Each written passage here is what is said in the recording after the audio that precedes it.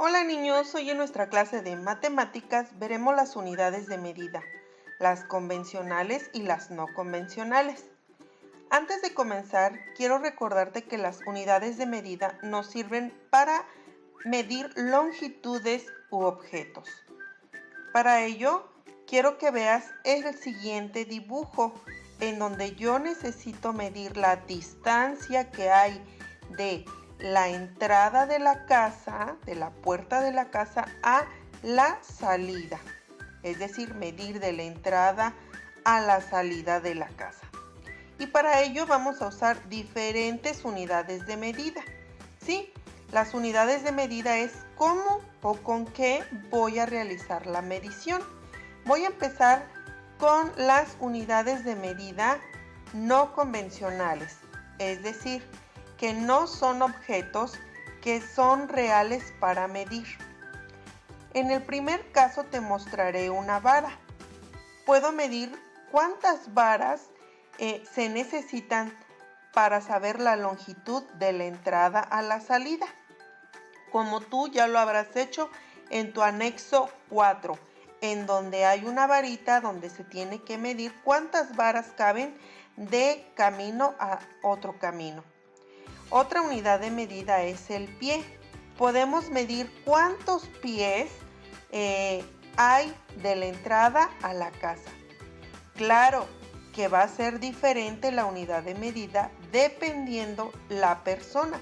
Es decir, no va a ser la misma medida de un pie de una persona adulta a un pie de un niño, ¿verdad? Claro que vamos a necesitar más pies de un niño porque el pie es más pequeño que el pie de un adulto.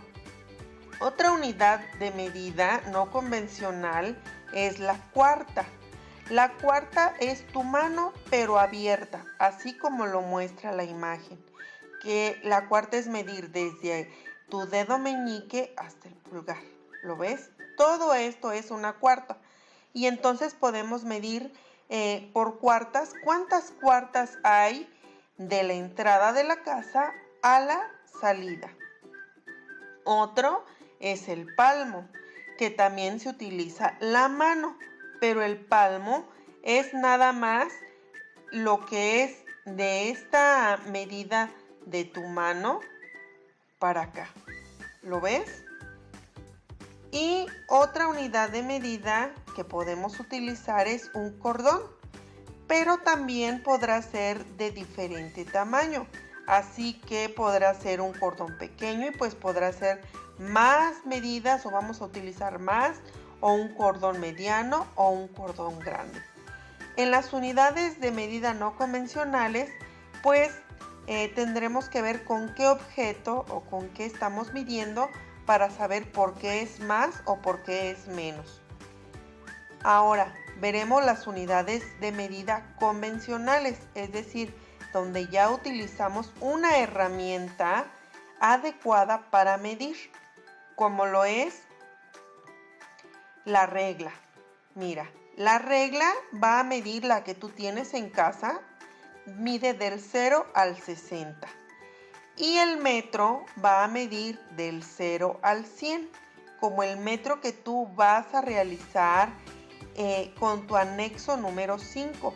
Vas a unir todas las reglitas que te puse para formar un metro y poder medir con ese metro el anexo que te dice.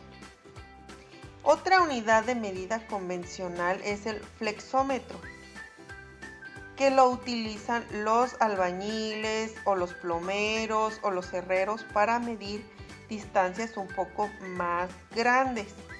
Y la cinta métrica.